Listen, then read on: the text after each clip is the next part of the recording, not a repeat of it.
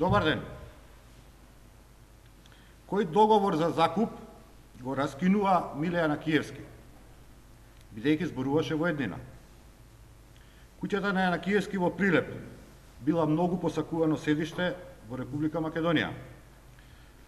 Па на таа адреса се водат повеќе фирми и проекти кои што добиле тендери од владата од милионскиот проект пречистителна станица.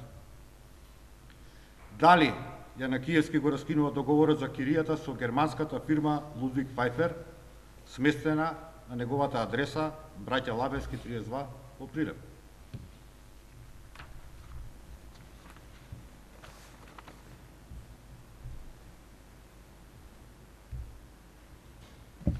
Дали Јанакиевски го раскинува договорот со проектот од влада рехабилитација и продолжување на канализационата мрежа во Прилеп, сместено на истата адреса Браќа Ламевски 32.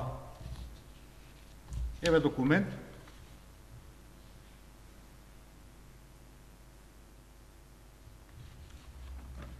Од официјалната страна на Управата за јавни приходи, дека овој проект на владата е вдомен на истата адреса со Лудвиг Пфајфер. Или можеби Јанакиевски го раскинува договорот со проектот од влада со надзив надзор на изведувачки работи на инвестициониот проект за пречистителна станица. Погледнете го и овој официјален документ од УЈП. Ова правно лице е регистрирано на истата адреса Браќа Ламевски 32 во Прилеп. Колку листови А4 формат залепил Миле Јанакиевски на неговата врата? 1, 2, 3 или 4? Бидејќи проектот за надзор е избран на посебен тендер, спроведен од Министерството за финансии од проектот за реконструкција на канализацијската мрежа, еве и за Ставревски, официјален документ на Европската комисија, достапен на веб страната на Министерство за финансии. Дали тоа значи дека сите овие фирми, проекти, владини соработници од сите можни локации низ Македонија случајно се нашле по улиците на Прилеп, случајно налетале на огласите напишани на А4 формат, што ги залепил Миле, случајно станале соседи во истата куќа. А при тоа, случајно, сите овие фирми работат на истиот проект, финансиран од европски пари, меѓутоа и со пари од граѓаните на Република Македонија. Дали за да соработуваат подобро и изведувачите и надзорот се сместени во исто седиште, во куќата на министерот Јанакиевски? Затоа ли Миле Јанакиевски побрза да каже дека од многу честност раскинува договор за закуп?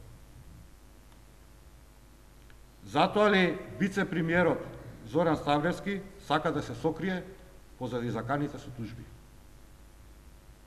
Зошто Министерството за финансии, што го раководи Ставревски, не дало само еден тендер на германската фирма Лудвиг Пфајфер со седиште кај Јанакиевски?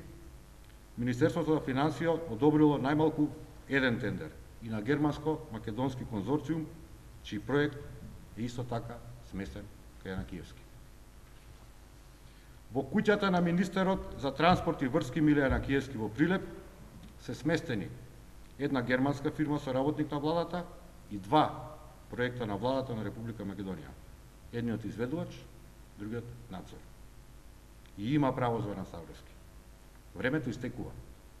Ама истекува за власта на Никола Груевски. Потоа се ќе биде појасно. А и правдата ќе си го најде своето место. Повелете прашање.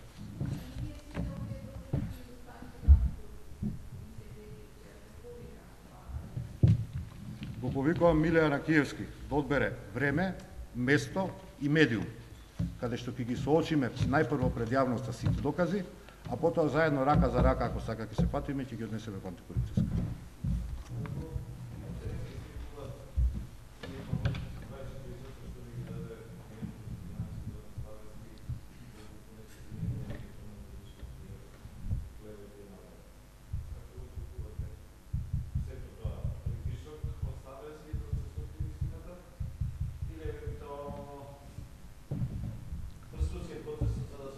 Мислам дека станува се повеќе од очигледно дека кога Груевски заедно со другарчињата ја правил владата на Република Македонија, мислеле дека си го играат квизот кој сака да биде милионер.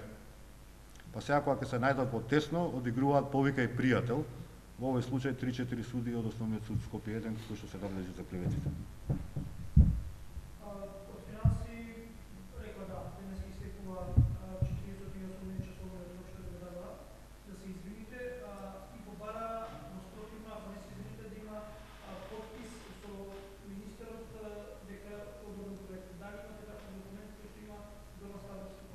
Зоран Ставревски е единствен овластен да го застапува Министерството за финансии на Република Македонија пред граѓаните на Македонија, меѓутоа и пред меѓународните институции. Дали потпишал лично тој или некој потпишал по негово овластување е сосема сеедно во правна смисла на зборот. Ви благодарам. Да.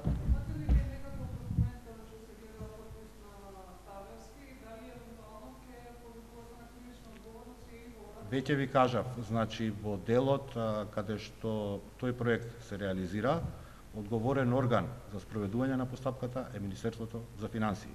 Одговорно лице во Министерството за финансии се вика министар за финансии со име и презиме Зоран Ставревски. Дали пренел или не пренел овластувања не е наш проблем. Знаете, вие можете да даете полномошно на адвокат. Тој настапува ваше име и за ваша сметка. Последиците од тоа што ќе ги превземе адвокатот на суд ги сносите вие како физичко лице или последиците од подписот на било кој што е овластен од Зоран Ставревски да подпишува, ги сноси Република Македонија.